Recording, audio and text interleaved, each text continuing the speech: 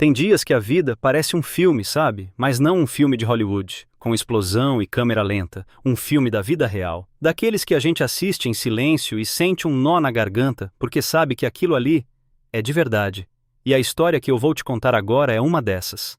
Começa não num campo de futebol, nem numa coletiva de imprensa. Começa no corredor frio e silencioso de um hospital público, na periferia de São Paulo.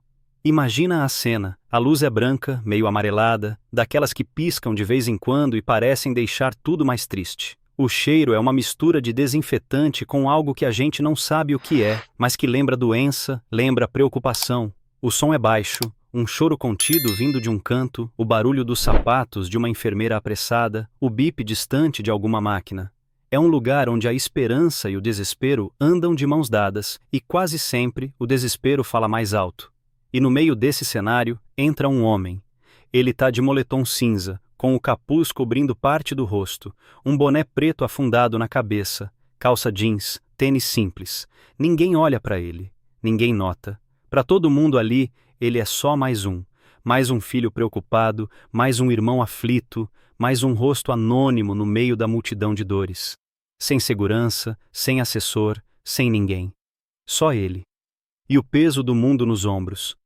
Ele caminha devagar, olhando para os lados, não como quem está perdido, mas como quem não quer ser encontrado. Ele passa por gente sentada no chão, por macas improvisadas no corredor. Ele vê o cansaço no rosto dos médicos, a exaustão na cara das enfermeiras. Ele vê o sistema, o mesmo sistema que de outra forma ele já tinha enfrentado. Mas aqui, o inimigo não era a ignorância de um policial, era algo maior, mais silencioso, a indiferença. Enquanto ele anda, uma senhora sentada num banco de plástico duro levanta o olhar. Ela devia ter uns 60 e poucos anos, o rosto marcado pelo tempo e pelas lágrimas que ela tentava secar com um lencinho de pano. Os olhos dela, vermelhos e inchados, acompanham aquele homem de moletom. Ela não o reconhece, não sabe quem ele é, mas ela vê algo diferente nele, talvez a postura, talvez o jeito de andar. Ela vê uma dor que, de alguma forma, parece conversar com a dor dela. Ela só observa, em silêncio. Esse homem, você já sabe quem é. É o Cristiano Ronaldo. Mas não o CR7 dos estádios, não o ídolo de milhões. É o Cristiano que, depois de tudo que passou, aprendeu que a fama, às vezes, é uma jaula e que, para fazer a diferença de verdade, ele precisava ser só mais um. Ele não foi lá buscar câmera, não foi lá para ganhar seguidor. Ele foi lá porque no meio de centenas de pedidos que chegavam no Instituto Respeito é o Mínimo, todos os dias, uma carta o quebrou por dentro. Uma carta escrita com a caligrafia trêmula de uma mãe, pedindo não dinheiro, não fama, pedindo um milagre. A legenda que poderia aparecer na tela nesse momento seria simples, mas diria tudo. Ele não foi lá por fama. Ele foi lá para tentar salvar uma vida. Porque naquele corredor, naquele instante, ele não era o atleta. Ele era só um homem tentando responder a um pedido de socorro. Um homem que descobriu que o seu maior legado não seria medido em gols, mas em quantas vidas ele poderia tocar quando ninguém estava olhando. E essa jornada, meu amigo, estava apenas começando. Ele ainda não sabia, mas aquele hospital, aquele corredor, aquele dia, iam testar ele de um jeito que nenhum zagueiro jamais conseguiu. E o mundo ia assistir, sem que ele soubesse. Continuando de onde a gente parou, Cristiano está lá, dentro daquele labirinto de desesperança que é um hospital público sobrecarregado. O objetivo dele é um só: encontrar o quarto de um menino chamado João Gabriel, um garoto de 9 anos, fã declarado dele, que estava lutando contra uma leucemia em estágio avançado. A mãe dele, Dona Sônia, foi quem escreveu a carta. Uma carta que não pedia para ele pagar o tratamento. Pedia um abraço. Pedia 5 minutos de força para o filho dela, que já não tinha mais de onde tirar. Ela mandou a carta para o instituto sem esperar nada. Para ela, era como jogar uma garrafa no oceano. Mal sabia ela que a garrafa tinha chegado nas mãos certas. Cristiano decidiu ir pessoalmente, sem avisar ninguém. Nem a diretoria do hospital, muito menos a imprensa. Ele aprendeu, da forma mais dura, que quando a câmera liga, a verdade desliga. E ele queria a verdade. Ele chega na recepção. Uma bancada de vidro arranhado, um computador antigo que faz mais barulho que o normal. Atrás do balcão, uma enfermeira. rosto cansado, olheiras profundas. Ela tá no automático. Pois não? Ela pergunta, sem nem levantar o olhar dos papéis. Boa tarde. Eu queria visitar um paciente. João Gabriel. Ele tá na ala pediátrica. Cristiano diz, com a voz baixa, tentando não chamar atenção. A enfermeira finalmente olha para ele. Analisa o moletom, o boné. Ela franze a testa. Documento, por favor. E qual o seu parentesco? Eu sou um amigo da família. Ele responde, entregando um documento. Ela pega o RG, olha a foto, olha para ele, olha para a foto de novo. E aí vem aquele sorrisinho de canto de boca. Um sorriso de quem já viu de tudo naquela recepção. Cristiano Ronaldo? Ah, tá. Todo dia aparece um Pelé e uns 3 Zicos por aqui. O último Elvis Presley veio semana passada. Ela devolve o documento com deboche. Amigo, a gente tá sem tempo para brincadeira. A visita acabou de encerrar. Volta amanhã. Cristiano respira fundo. Ele podia tirar o boné, podia levantar a voz, podia fazer um escândalo, mas ele não faz. Ele se lembra do Sargento Henriques, se lembra da humilhação e escolhe outro caminho. Moça, por favor, é muito importante. O menino... Ele não tá bem. Eu só preciso de 5 minutos. A voz dele não tem arrogância. Tem súplica. A enfermeira hesita. Talvez pela calma dele, talvez por um pingo de humanidade que ainda restava nela depois de um plantão de 12 horas. Senta ali e espera. Vou ver o que eu posso fazer, ela diz, apontando para um corredor lotado, e ele senta, num banco de plástico laranja, duro, frio, ao lado de uma senhora que tosse sem parar, de um pai que chora baixinho com a cabeça entre as mãos. Ele vira de novo, só mais um, esperando. O tempo passa. 10 minutos. 20, 30. E a preocupação no rosto dele começa a virar angústia. Ele olha o relógio.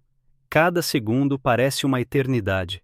De repente, ele ouve um grito agudo, de dor, um grito de criança. Mãe, tá doendo! Faz parar! O som vem de um quarto ali perto. O coração dele gela. Ele tem quase certeza. É o João Gabriel. O grito é seguido pelo choro desesperado de uma mulher. A dona Sônia. Um médico passa por ele, arrastando os pés. Aparência de exaustão total. Cristiano se levanta, aborda o médico com educação. Doutor, desculpa incomodar.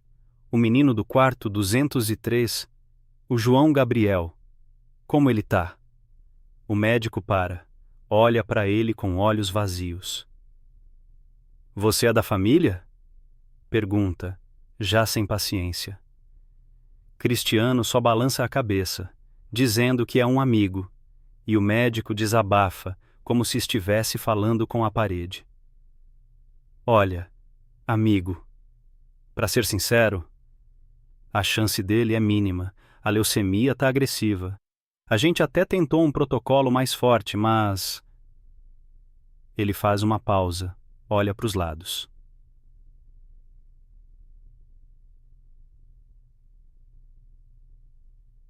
O hospital não tem mais como bancar.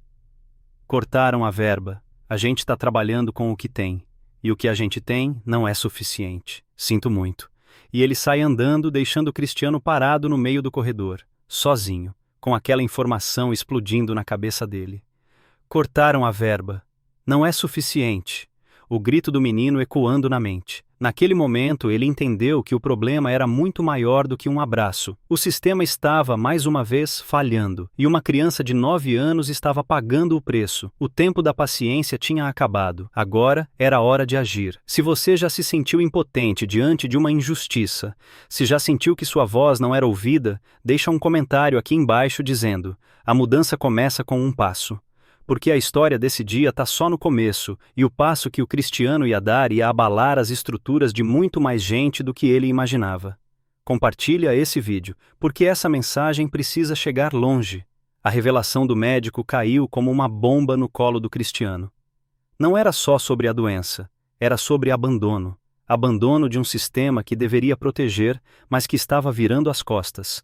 Ele não podia mais esperar. Ignorando a recepção, ignorando os protocolos, ele caminhou decidido até o quarto 203. A porta estava entreaberta. Ele empurrou devagar. A cena lá dentro era de cortar o coração. O quarto era pequeno, a pintura da parede descascada. A única janela dava para uma parede de tijolos. Na cama, um menino, magrinho, pálido, com a cabeça raspada por causa do tratamento. Mas os olhos dele brilhavam. Ao lado da cama, Dona Sônia, a mãe, segurava a mão dele, o rosto banhado em lágrimas silenciosas. Quando Cristiano entrou, o choro do menino tinha virado um gemido baixo. A mãe olhou para a porta, assustada, pronta para pedir para ele sair. Mas então, os olhos do João Gabriel encontraram os do Cristiano. O menino parou de gemer. A boca dele se abriu num ó perfeito. Ele piscou 1, 2 vezes, como se não acreditasse no que via. É você? O menino sussurrou. A voz fraquinha, quase um sopro. Cristiano tirou o boné e o capuz. E sorriu. Um sorriso triste, mas um sorriso. Ele se aproximou da cama. Sou eu, campeão. O menino tentou se sentar, mas não teve forças. As lágrimas começaram a escorrer pelo rosto dele, mas não eram mais de dor. Eram de choque, de alegria, de incredulidade. Você é real mesmo? Ele perguntou, esticando a mãozinha trêmula na direção do Cristiano. Naquele momento, o Cristiano Ronaldo, o homem que enfrentou os maiores zagueiros do mundo, que jogou para 100.000 pessoas, que levantou troféus que valem milhões. Ele sentiu um nó na garganta tão forte que quase não conseguiu responder. Ele segurou a mão do menino, uma mãozinha fria, pequena, e segurou as próprias lágrimas. Sou real, João, e eu vim aqui para te ver. A minha mãe disse que você ia vir. Eu não acreditei, o menino falou, com um sorriso que iluminou o quarto inteiro. Aquele sorriso, no meio de tanta dor, era a coisa mais corajosa que Cristiano já tinha visto. Sua mãe é uma mulher de muita fé, ele disse, olhando para Dona Sônia, que agora chorava de soluçar. Mas era um choro de alívio, um choro de quem vê um fio de luz no fim de um túnel escuro. Cristiano se sentou na beirada da cama. Me fala, campeão, como você está se sentindo? Tá doendo um pouco, o menino admitiu. Eles pararam de me dar o remédio forte, disseram que acabou. A facada, de novo. Direto no peito do Cristiano, a confirmação vindo da boca da própria vítima. Acabou. Uma palavra tão simples, mas tão cruel. Ele olhou para Dona Sônia e ela só balançou a cabeça, confirmando a história. João, me escuta, Cristiano disse, segurando a mão do menino com as 2 mãos. Eu vou dar um jeito nisso. Tá me ouvindo? Eu te prometo, a gente vai lutar junto. A promessa não foi da boca para fora. Foi um juramento, feito ali, naquele quarto pequeno, testemunhado por uma mãe em desespero e um menino que tinha redescoberto a esperança. Cristiano se levantou. Ele sabia o que tinha que fazer. Mas quando ele se virou para sair do quarto, deu de cara com a interferência. Na porta, parados, estavam 2 homens de terno. Um deles, mais velho, barrigudo, com uma cara de poucos amigos, e a enfermeira da recepção, logo atrás, com cara de quem diz, eu avisei. Com licença, o que o senhor pensa que está fazendo aqui? O homem mais velho disse, a voz carregada de autoridade e arrogância. Visitas fora de hora não são permitidas, e celebridades fazendo show para se promover, menos ainda. Peço que se retire imediatamente. Era o Dr. César, o administrador do hospital, o homem que, para Cristiano, personificava a frieza do sistema. O homem que tinha assinado o corte de verbas. O conflito, que antes era silencioso, agora tinha um rosto, e estava prestes a explodir. A atmosfera no quarto 203 mudou drasticamente. O momento de ternura e esperança foi quebrado pela chegada do Dr. César. A voz dele era como um balde de água fria. Cristiano olhou para ele, depois para o menino na cama, que agora parecia assustado, e para a mãe, que se encolheu como se tivesse levado uma bronca. Cristiano manteve a calma, a mesma calma que ele usou na delegacia, uma calma que desarma, que incomoda quem espera um grito. Doutor, com todo respeito, eu não estou aqui para fazer show, eu estou aqui por ele, disse, apontando suavemente para o João Gabriel. E eu acabei de descobrir que o tratamento dele foi interrompido por falta de insumos. Eu só quero entender o porquê. Dr. César soltou uma risadinha seca, irônica. Ah, o senhor quer entender? Que bonito! O senhor acha que um hospital público funciona como, com a sua boa vontade? Nós temos orçamentos, regras, limitações, não temos recursos para tratamentos experimentais ou de altíssimo custo para todos. Infelizmente, a realidade é dura. Ele falava como se estivesse explicando matemática básica para uma criança, com uma superioridade que dava nojo. Não é um tratamento experimental, doutor. É o tratamento que pode salvar a vida dele. E não se trata de todos, se trata dele. De uma criança de 9 anos que está sofrendo porque alguém decidiu que a vida dele não valia o investimento. Cristiano retrucou, a voz ainda calma, mas com um fio de aço por trás. A discussão estava esquentando. A enfermeira da recepção parecia arrependida de ter chamado o diretor. Ela só olhava para o chão. Olha aqui, senhor Ronaldo. Dr. César fez aspas no ar com os dedos. O senhor pode ser famoso lá fora, mas aqui dentro, o senhor é só um visitante inconveniente. Eu sou o responsável por este hospital e peço pela última vez que se retire, ou serei forçado a chamar a segurança. Foi nesse momento que uma terceira voz entrou na conversa. Uma voz feminina, firme. Ele não vai a lugar nenhum. Todos se viraram. Na porta parada estava uma médica jovem, de óculos, jaleco um pouco amassado, cara de quem não dormia direito há dias, mas com um olhar determinado. Era a doutora Luísa, uma das oncologistas pediátricas do hospital. Dr. César a fuzilou com o olhar. Doutora Luísa? O que significa isto? Volte para os seus afazeres. Mas ela não recuou. Deu um passo à frente. Não, doutor. Meus afazeres são aqui, com meu paciente. E este homem? Ela olhou para o Cristiano com respeito. É a última esperança do João Gabriel. Eu mesma tentei falar com o senhor sobre a falta dos medicamentos. O senhor disse que não havia o que fazer. Pois bem, parece que ele está tentando fazer alguma coisa. A revelação da doutora Luísa foi uma bomba. Ela expôs a negligência do diretor na frente de todo mundo. Dr. César ficou vermelho de raiva. A senhora está insubordinada. Sofrerá as consequências por isso. Eu prefiro sofrer as consequências por lutar por um paciente do que por abandoná-lo, ela respondeu sem piscar. A sala ficou em silêncio absoluto por alguns segundos. Um silêncio pesado, denso. Era a burocracia fria contra a humanidade desesperada. Cristiano olhou para a doutora Luísa com um misto de gratidão e admiração. Ele não estava mais sozinho naquela luta. E foi ali, naquele instante, que ele tomou a decisão que mudaria tudo. Ele não ia mais discutir. Não ia mais argumentar com quem não queria ouvir. Ele ia pular por cima de tudo aquilo. Lentamente, ele tirou o celular do bolso. Os olhos de todos seguiram o movimento. Dr. César olhou com desdém, como quem pensa: o que ele vai fazer? Postar no Instagram. Cristiano desbloqueou a tela, procurou um contato na agenda. Encontrou e apertou para ligar. Ele colocou no viva voz para que todos pudessem ouvir. O telefone chamou 1, 2 vezes. Do outro lado, uma voz atendeu. Uma voz importante, oficial. Alô? Ministro! A sala inteira prendeu a respiração. O queixo do Dr. César caiu. A enfermeira arregalou os olhos. Doutora Luísa olhou para Cristiano chocada. Ministro, aqui é o Cristiano Ronaldo. Desculpe ligar assim, sem avisar, mas estou no Hospital Municipal da Zona Leste, e eu preciso de uma explicação, porque tem uma criança de 9 anos morrendo aqui, e me disseram que é porque o senhor cortou a verba. O jogo tinha virado, e o checkmate estava a caminho. Uau, que virada! Imagina a cena, imagina o silêncio. Se você acredita que a coragem de uma pessoa pode, sim, mudar o sistema, escreve aqui nos comentários. Coragem gera mudança. E não se esquece de se inscrever no canal e ativar o sininho, porque a parte 5 vai ser a explosão que a gente está esperando.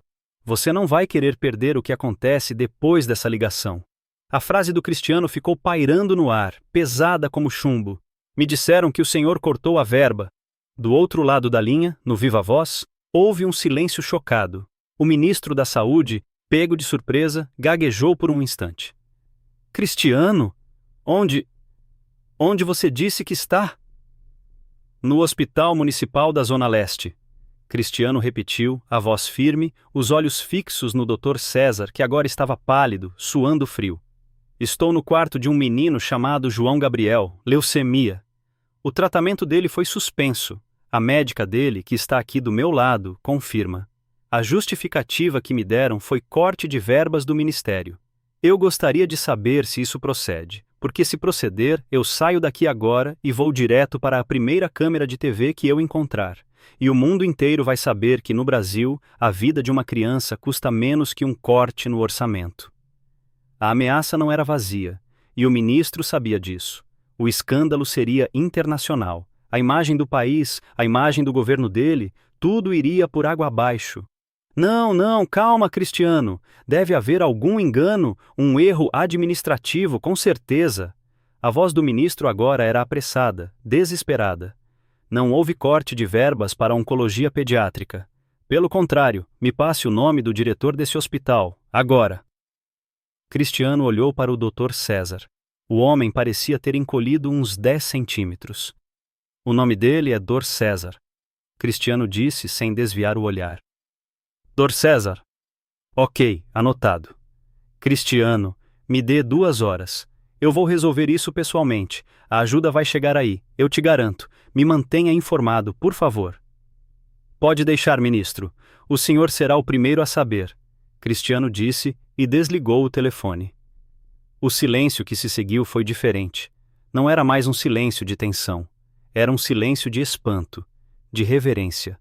Dr. César olhava para Cristiano como se ele fosse um fantasma. Ele abriu a boca para falar, mas não saiu som nenhum. Ele simplesmente se virou e saiu do quarto, andando rápido, quase correndo. A autoridade dele tinha se desfeito no ar. A doutora Luísa olhava para Cristiano com os olhos cheios de lágrimas, mas com um sorriso no rosto. Ela só balançou a cabeça, num gesto de "Eu não acredito que você fez isso". Alguns outros médicos e enfermeiros, que tinham se juntado na porta para ver o que estava acontecendo, começaram a aplaudir. Baixinho, no começo, depois, mais alto. Não era um aplauso para a celebridade, era um aplauso para o ato de coragem, um aplauso para alguém que tinha dado voz a todos eles. Mas o som mais importante no quarto não era o das palmas, era o do choro.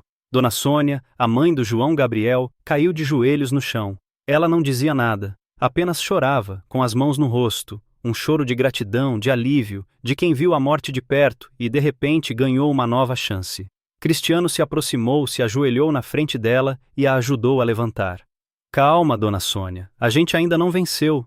Mas o primeiro passo foi dado. E que passo? Em menos de 2 horas, como o ministro prometeu, a mágica aconteceu. 2 caminhões pararam na porta do hospital. Não eram caminhões de TV.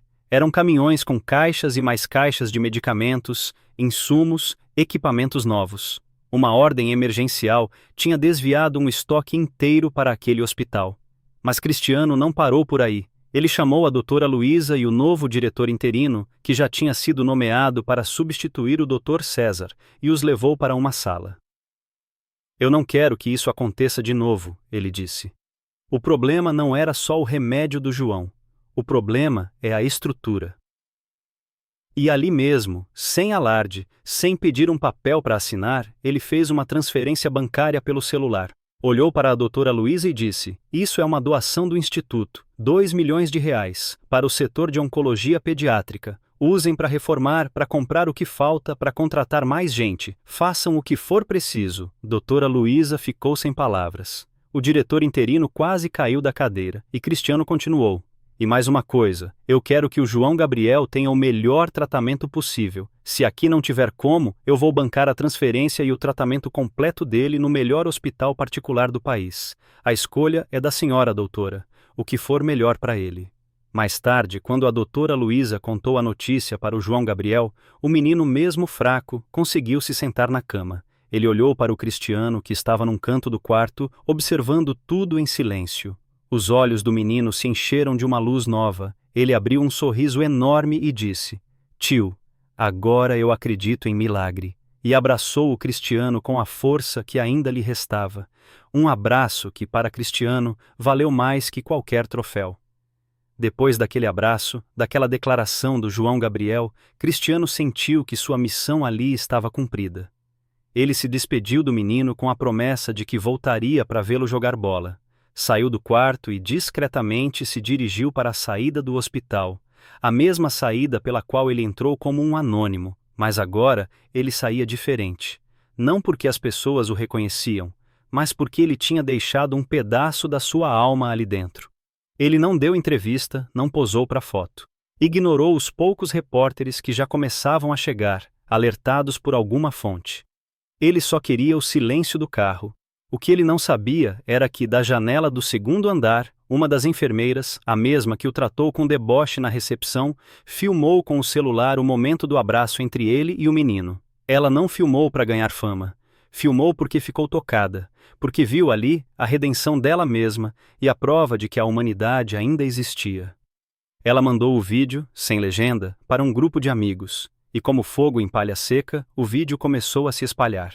Sem que ninguém soubesse a história completa, a imagem daquele homem de moletom, abraçando uma criança doente num hospital público, viralizou.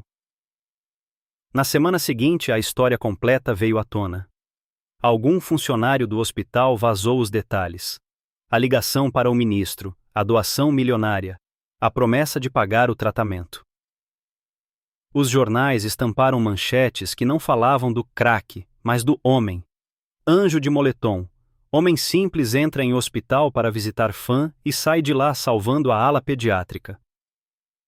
A história não era sobre Cristiano Ronaldo, a celebridade. Era sobre um ato de bondade pura. E o Cristiano? Ele continuou em silêncio.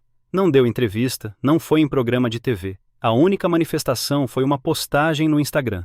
Uma foto que ele mesmo tirou. Uma foto do corredor escuro do hospital com um único feixe de luz entrando por uma janela no final. E a legenda: fé é enxergar luz mesmo no corredor mais escuro. Só isso, e todo mundo entendeu. As consequências daquele dia foram se desenrolando. João Gabriel foi transferido para um hospital de ponta e iniciou um novo tratamento. E contra muitas das probabilidades, começou a responder bem. O corpo dele, que estava desistindo, agora lutava com a ajuda da melhor medicina e de uma esperança renovada. O hospital público, depois do escândalo exposto pela imprensa, passou por uma auditoria completa. O Dr. César foi afastado definitivamente, respondendo a um processo por má conduta e omissão de socorro. E a doutora Luísa, ela foi promovida a chefe da nova e reformada ala de oncologia pediátrica, agora com recursos e equipamentos de primeira linha. Ela se tornou um símbolo de resistência e integridade dentro do sistema. Meses depois, numa reunião interna no Instituto Respeito é o Mínimo, Cristiano estava conversando com a equipe. Eles estavam celebrando o sucesso de mais um caso que o Instituto ajudou a resolver. Um jovem voluntário perguntou a ele: Cristiano, você podia ter acabado com a sua imagem, arrumado briga com o governo. Por que você se arriscou tanto? Cristiano ficou em silêncio por um momento. Olhou para a foto do João Gabriel, agora sorrindo e com um pouco de cabelo crescendo, que estava num porta-retrato na mesa. E ele respondeu com a tranquilidade de quem encontrou seu verdadeiro propósito. Porque a gente passa a vida correndo atrás de fama, de dinheiro, de reconhecimento. Mas um dia a gente percebe que isso tudo é vazio se não servir para nada. A verdadeira fama não é ter o nome conhecido por todos. É usar o nome que você tem para mudar a vida de quem ninguém conhece. É usar o que você tem para consertar o que está errado. O resto é só barulho. Essa história nos ensina que um herói de verdade não usa capa. Às vezes, ele usa só um moletom com capuz. E ele não precisa de superpoderes. Só precisa de coragem, empatia e da decisão de não ficar calado diante da injustiça. A história do Cristiano e do João Gabriel é um lembrete de que, mesmo quando tudo parece perdido, um único ato de bondade pode mudar tudo.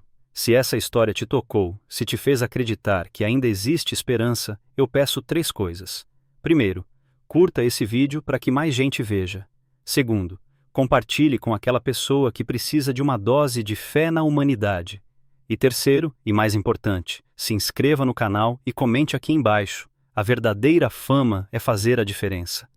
Vamos espalhar essa mensagem porque o mundo precisa desesperadamente dela. A gente se vê na próxima história, e até lá! Seja você também a luz no corredor escuro de alguém. Sabe quando uma história bate fundo? Não é só porque ela é bonita ou emocionante. É porque ela acende uma luz dentro da gente. Ela nos força a parar, a respirar e a pensar na nossa própria vida. A história do Cristiano naquele hospital é uma dessas.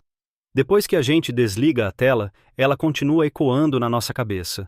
E a pergunta que fica não é: o que ele fez? Mas sim: e eu? O que eu faço? Vamos ser sinceros. A gente vive num mundo que nos ensina a olhar para o nosso próprio umbigo. A nossa corrida é diária: pagar as contas, resolver os problemas, cuidar da nossa família. E não há nada de errado nisso, mas às vezes, nessa correria, a gente se esquece de olhar para o lado. A gente se esquece que a nossa humanidade só é completa quando a gente se conecta com a humanidade do outro. E essa história é um soco no estômago da nossa indiferença. A primeira grande lição que eu tiro disso tudo é sobre a diferença entre fama e legado. Pensa comigo, o mundo conhece o CR7, a marca. O atleta implacável, a máquina de fazer gols, o milionário. Mas naquele dia, o CR7 ficou do lado de fora do hospital. Quem entrou ali foi o Cristiano. O homem, o ser humano que se despiu de toda a armadura da fama para ser apenas um ombro amigo. Ele nos mostrou que a sua maior riqueza não está na conta bancária, mas na capacidade de usar sua influência para dar voz a quem não tem. E isso se aplica a todos nós. Você pode não ter milhões de seguidores, mas você tem uma voz. Na sua família, no seu trabalho, no seu círculo de amigos. O que você faz com ela? Você a usa para construir pontes ou para levantar muros? Você a usa para ecoar o bem ou para amplificar o barulho inútil das redes sociais? O legado não é o que a gente acumula, é o que a gente espalha. A segunda lição, para mim, é sobre o poder avassalador da presença. Presta atenção nesse detalhe.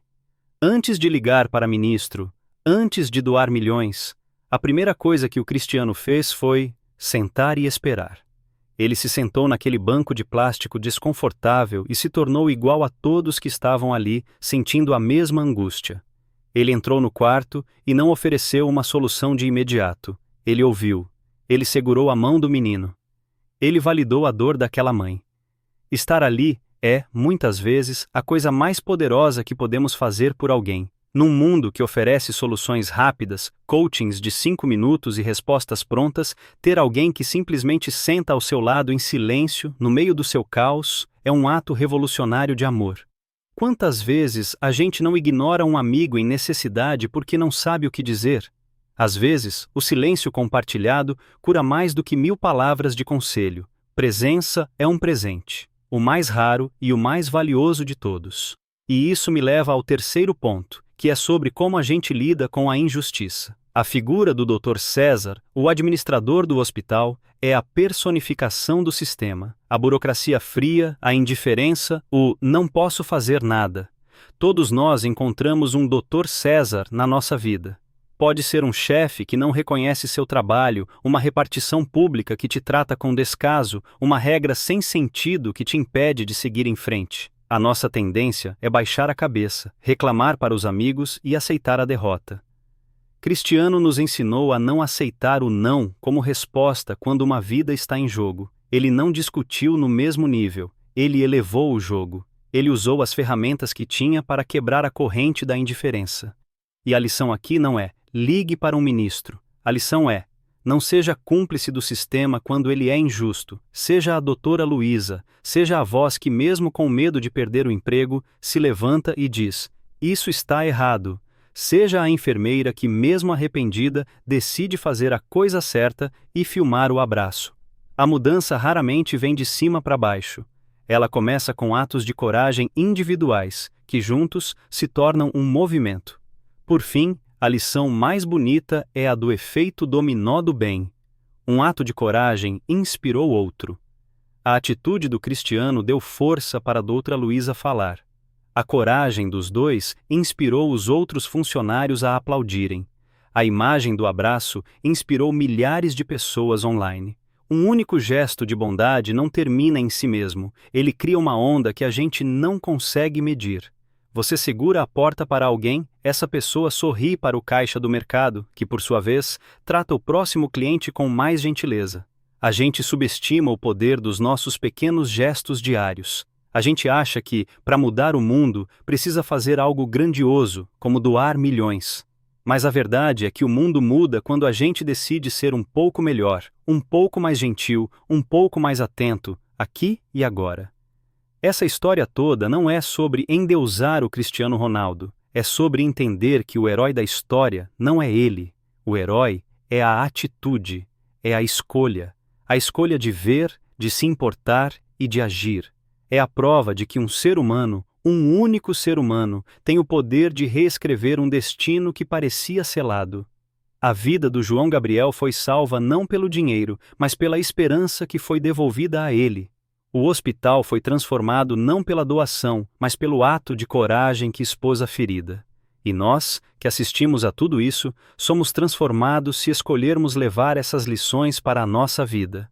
Então, quando você sair desse vídeo, olhe ao seu redor.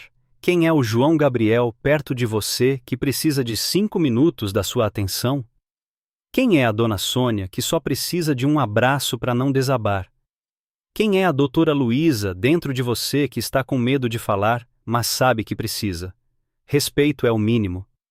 Mas a atitude é tudo. E se essa reflexão fez algum sentido para você, se ela acendeu essa mesma luzinha aí dentro, então me ajuda a fazer essa mensagem voar mais alto.